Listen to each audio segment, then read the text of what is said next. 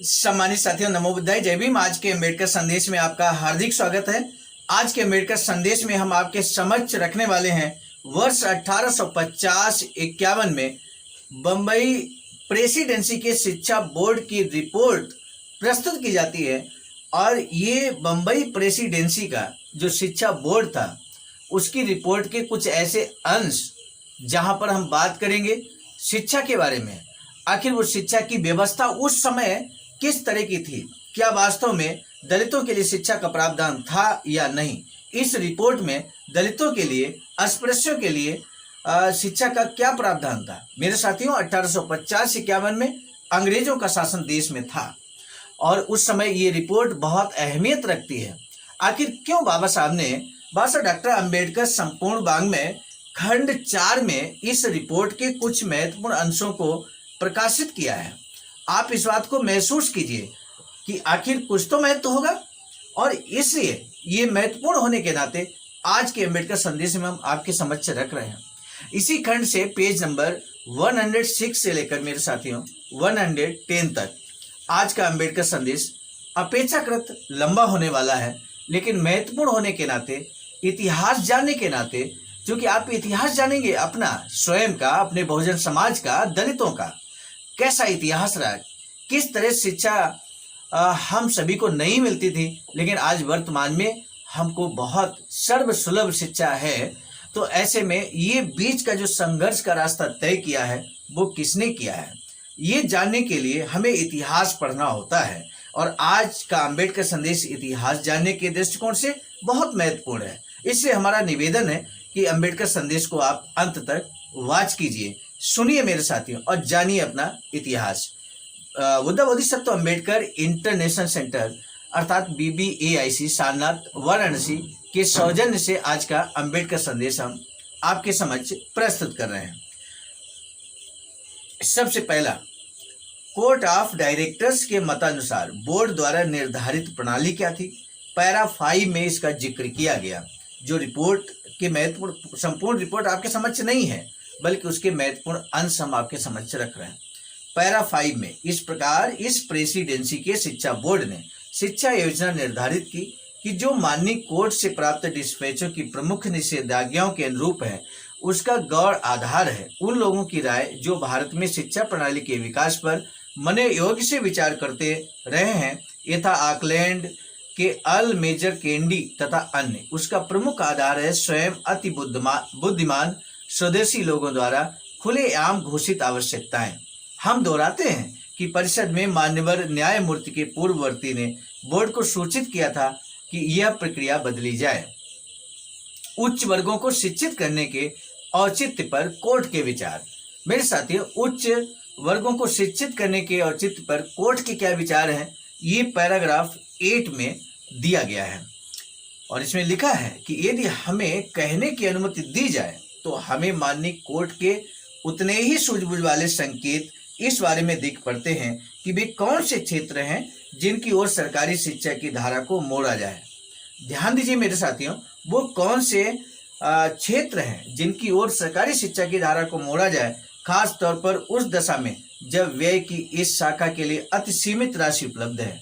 माननीय कोर्ट ने 1830 में मद्रास को इस प्रकार लिखा है, लेकिन शिक्षा में सुधार से लोगों का मनोबल और आध्यात्मिक स्तर उठाने के सर्वाधिक प्रभावशाली उपाय वे हैं जिनका संबंध उच्च वर्ग के व्यक्तियों की शिक्षा से होता है। इन लोगों के पास समय होता है और अपने देशवासियों के मन पर उनका सहज प्रभाव पड़ता है। इन वर्गों का शिक्षा स्तर अंततः उठाकर आप समाज के विचारों और उसकी भावनाओं में कहीं महान और अधिक लाभदायक परिवर्तन ला सकेंगे, अपेक्षाकृत उसके जिसे आप अधिक संख्या वाले वर्ग पर सीधा प्रभाव डालकर लाने की आशा कर सकते हैं। इसके अलावा आप हमारी इस आतुरता से परिचित हैं कि हम चाहते हैं कि हमारे पास सुरुचिपूर्ण स्वभाव और योग्यता से संपन्न मूल निवासियों का ऐसा समूह हो जो अपने देश के सिविल प्रशासन में और अधिक हिस्सा ले सकें तथा उसमें उच्च पद पा सकें। अभी तक हमारी भारत सरकार की यह परिपाटी नहीं रही है। फिर भी हम अनेक पक्षों से सुनते हैं। हम उन लोगों से भी सुनते हैं जिन्हें यह बात और अच्छी तरह जाननी चाहिए कि जन वर्ग को शिक्षित करने के लिए भारत के 14 करोड़ लोगों में क्योंकि इस संख्या का कोई महत्व नहीं होता। यूरोप की कला यानी कि 14 करोड़ लोगों में यूरोप की कला और विज्ञान का रस घोलने के लिए कितनी आवश्यकता है और कितनी सुविधा प्राप्त है, हम वैसी ही अन्य सामान्य बातें सुनते हैं जो इस विषय में भ्रामक धारणाओं से परिपूर्ण है। एक दर्शक भी शायद ये सोचने के लिए लालायित हो सकता है कि शिक्षा बोर्डों के हाथों में तो राज्य के समूचे संसाधन हैं। कैसा भ्रम है। स्थिति यह है कि उनके पास तो दाल में नमक के बराबर अति अल्प अंश है। वह तो इंग्लैंड के एक अकेले प्रतिष्ठान के लिए नियत राशि से भी कम है।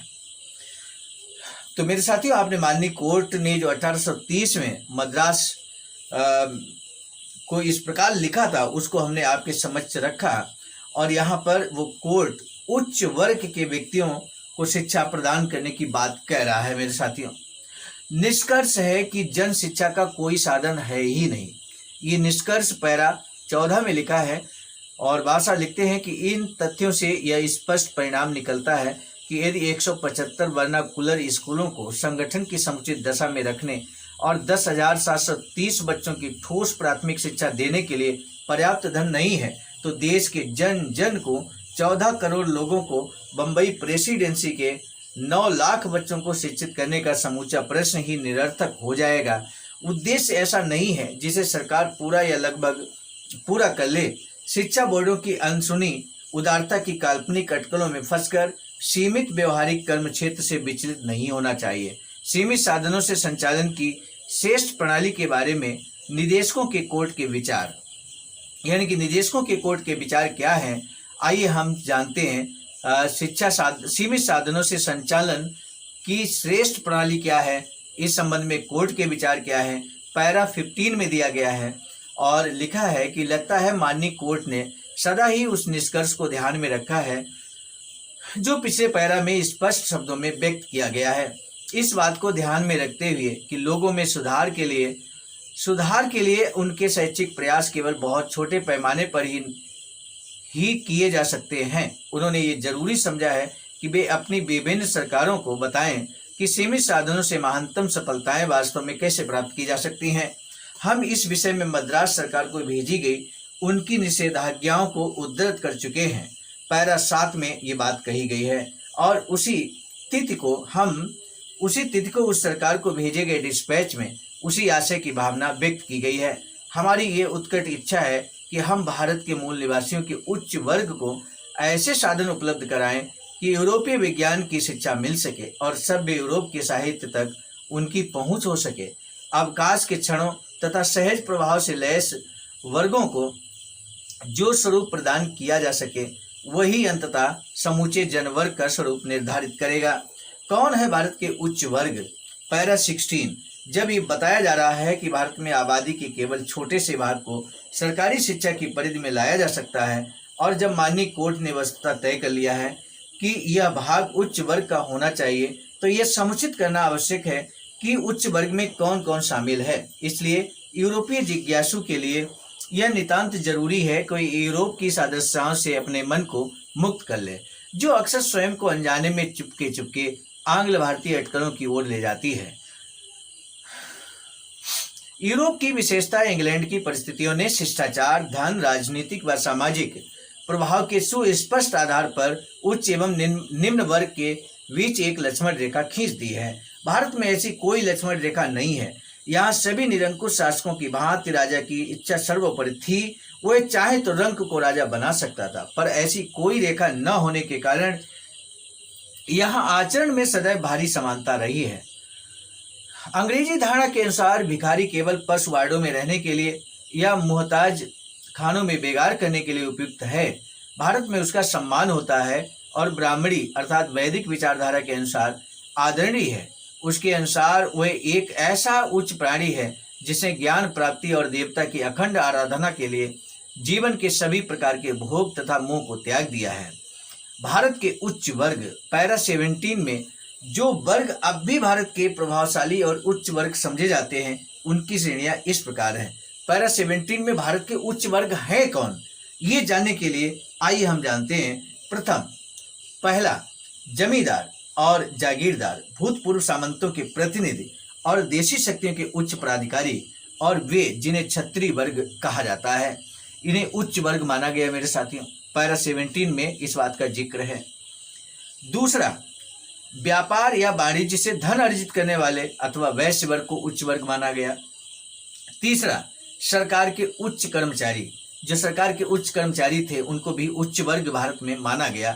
तो मेरे साथियों 3 प्रकार के उच्च वर्ग यहाँ पर बात की गई है, प्रथम, द्वितीय, तृतीय।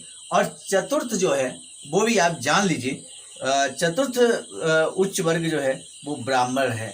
उनके साथ भले ही लंबे अंतराल के बाद रहे हों, उच्च जातियों के उन कातिबों या मुंशियों को जोड़ा जा सकता है जो कलम का खाते हैं, यथा बंबई के प्रभु और सैनवी, बंगाल के कायस्थ, बशर्ते की शिक्षा या पद की दृष्टि से उनका रुतबा हो।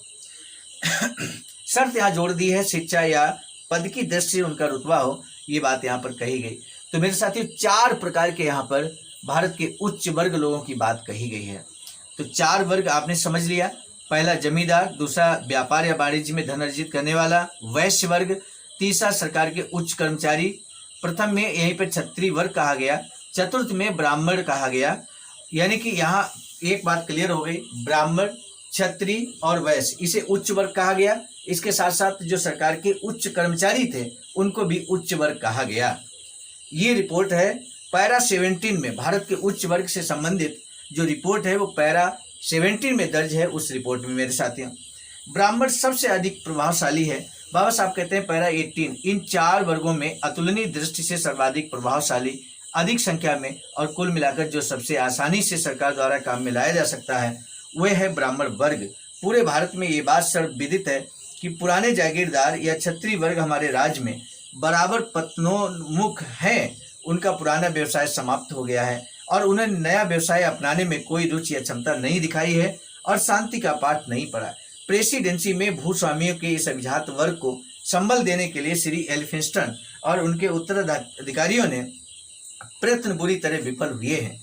इस जात के लिए नागरिक सम्मान तथा शिक्षा द्वारा उन्नति के द्वार खोलने के सभी प्रयासों पर भी पानी फिर गया।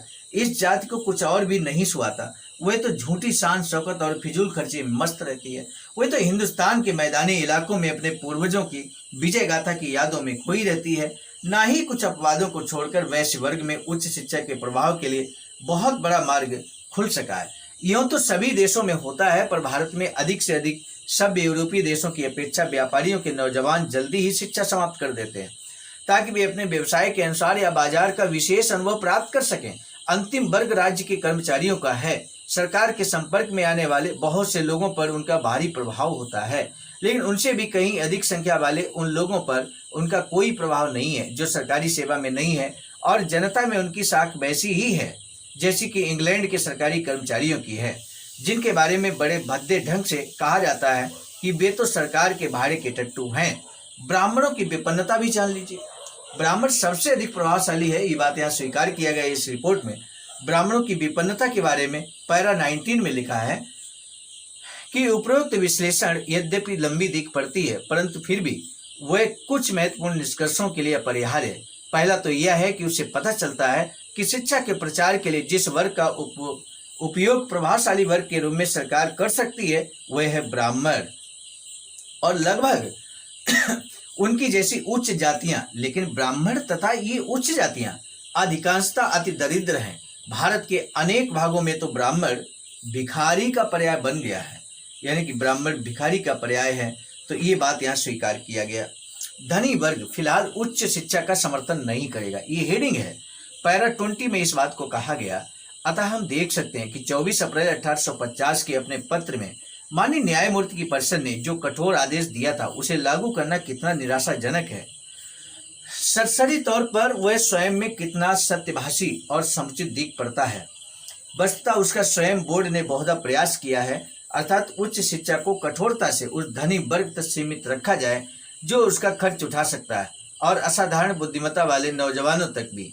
जब भी बोर्ड ने इस प्रकार के दृष्टिकोण को लागू करने का प्रयास किया है तो सदैव उसका उत्तर यही मिला है कि धनी वर्ग उच्च शिक्षा के प्रति पूर्णतः उदासीन रहा है और गरीबों में असाधारण बुद्धिमत्ता को खोजने का कोई मार्ग तभी निकल सकता है जब स्कूली शिक्षा द्वारा उनके गुणों को परखा जाए और उनका विकास किया जाए। इसमें संदेह नहीं कि धनी वर्गों का एक अल्पांश अपनी रुचि दिखा रहा है और उसने उच्च शिक्षा के लाभों को स्वीकार किया है, वह वर्ग अधिकतर बंगाल में दिख पड़ता है, जहां सरकार ने अधिक लंबे अरसे से शिक्षा का प्रसार किया है। बंबई में वह उतना नहीं दिख पड़ता। हमारे विचार में ये अनिवार्य है कि इस अनुभूति के साथ ऐसे वर्ग की संख्या बढ़ेगी ही जो उच्च उपलब्धियां विशिष्टता प्रदान करती हैं। उनके कारण सामाजिक समता के आधार पर यूरोपियों से निकट संपर्क स्थापित होता है। लेकिन फिलहाल सामान्य प्रस्थापना के रूप में हम संतुष्ट हैं कि यूरोप की कला और विज्ञान संबंधी अकादमी शिक्षा को भारत के प्रति संपन्न वर्गों के छात्रों अथवा पैसों पर आधारित नहीं किया जा सकता। निम्न जातियों की शिक्षा के बारे में एक प्रश्न आया, तब यहाँ पैरा 21 में रिपोर्ट में कहा गया कि वर्षों के अनुभव के आधार पर हमने इन तथ्यों से ये व्यवहारिक निष्कर्ष निकाला है कि उच्च जातियों के निर्धन बच्चे हमेशा शिक्षा प्राप्त करना चाहते हैं। उनके लिए एक अति चौड़ा द्वार खोला जाना चाहिए। लेकिन पुनः यहाँ भी एक और दिमाग चाटने वाला प्रश्न उठता है और उसकी ओर ध्यान दिया जाना चाहिए कि यदि गरीबों के बच्चों को बेरोक टोक सरकारी संस्थाओं में प्रवेश दिया जाता है तो वह कौन सी बाधा है जो ढेर, महार आदि जैसी सभी हेय जातियों को इन संस्थाओं की चार दीवारी के भीतर भारी संख्या में आने से रोक सकती है। यानी कि यहाँ पर महार जो कि एससी जाति महाराष्ट्र में है, ढेर महाराष्ट्र में है, एससी कम्युनिटी बिलोंग करती है। इसी तरह से अन्य प्रदेशों में बहुत सारी ऐसी जातियां हैं जो तत्कालीन समय में लगभग 8 करोड़ करीब थीं, और उन जातियों के यहाँ जिक्र कर दिया गया कि आखिर उनको शिक्षा के दरवाजे क्यों बंद हैं, ऐसी कौन सी बाधाएं हैं जो उनको रोकती हैं शिक्षा के दरवाजों के अंदर आने से। तब यहाँ पर रिपोर्ट में हिंदुओं के सामाजिक पूर्वाग्रह की बात की जाती है। पैरा 22 में हिंदुओं का सामाजिक पूर्वाग्रह क्या है, इस बारे में कहा गया है कि इसमें संदेह नहीं कि यदि इन दलितों का बंबई में कोई वर्ग बनाया जाए तो बोर्ड की सेवा में रत प्रोफेसरों और मास्टरों के मार्गदर्शन में उन्हें समाज में किसी से भी बेहतर बुद्धिमत्ता वाले व्यक्तियों में परिणत किया जा सकता है। तब भी जो योग्यता प्राप्त करेंगे उसके बल पर भी देशज प्रतिभा के लिए खुले सर्वोच्च पदों पर पहुंच सकेंगे और कोई बाधा उनकी इस इच्छा को दबा नहीं सकेगी। वे जज बन सकेंगे, ग्रांड जूरी और साम्राज्य के शांति कमीशन के सदस्य बन सकेंगे। अनेक उदार लोगों का विचार है कि ब्रिटिश सरकार के भीतर ये तो अनुदारता और निर्बलता का पराकाष्ठा है कि वह इन पूर्वाग्रहों के आगे झुक जाएं कि ऐसी नियुक्तियां तो हिंदू समाज के भीतर कुंठा पैदा करेंगी।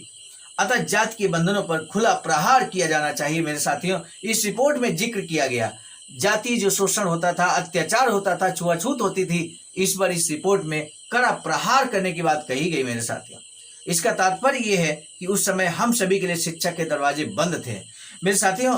और यहाँ स्वीकार किया गया कि अगर दलितों को, अस्पृश्यों को, अछूतों को अगर शिक्षा प्राप्त करने का अवसर दिया जाए तो वो सब कुछ कर सकते हैं, जज बन सकते हैं, ज्यूरी बन सकते हैं, और यहाँ तक कहा गया कि वो लगभग हर क्षेत्र में जा सकते हैं जिस क्षेत्र में सर्वोच्च पदों पर वो पहुंच सकते हैं। देशज प्रतिभा के वो धनी हैं, इस बात का जिक्र किया गया।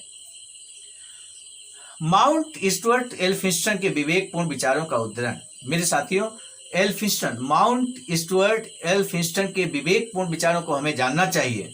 उन्होंने पैरा 23 में कहा, लेकिन प्रस्तुत है भारत के प्रति उदार मना तथा विशाल हृदय प्रशासक श्री एल्फिंस्टन के विवेकपूर्ण विचार जो सही कार्यप्रणाली की ओर संकेत करते हैं। वह कहते हैं कि देखा गया है कि मिशनरी लोग निम्नतम जाति में सर्वोत्तम छात्र पाते हैं।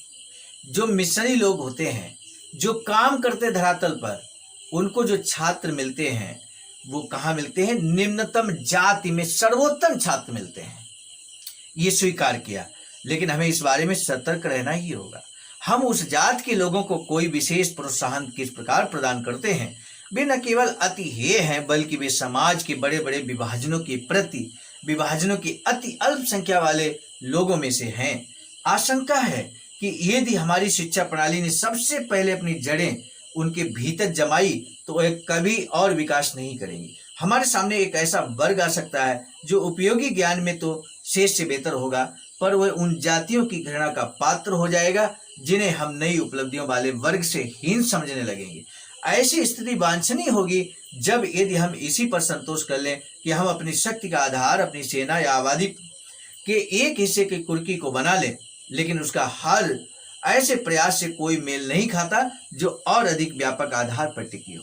मेरे साथी, यहाँ पर एक बार पुनः एल्फिंस्टन ने उस शिक्षा की बात की है और ये कहा है कि निम्नतम जाति में सर्वोत्तम छात्र पाए जाते हैं।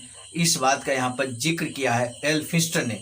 मेरे साथियों, आज के अम्बेडकर संदेश का जो महत्वपूर्ण प्रश्न है वो आपको बताना है कि इस रिपोर्ट के आधार पर जो 1850-51 में बम्बई प्रेसिडेंसी के शिक्षा बोर्ड की रिपोर्ट का अंश हमने आपके समक्ष रखा, भारत के 4 उच्च वर्ग बताए गए।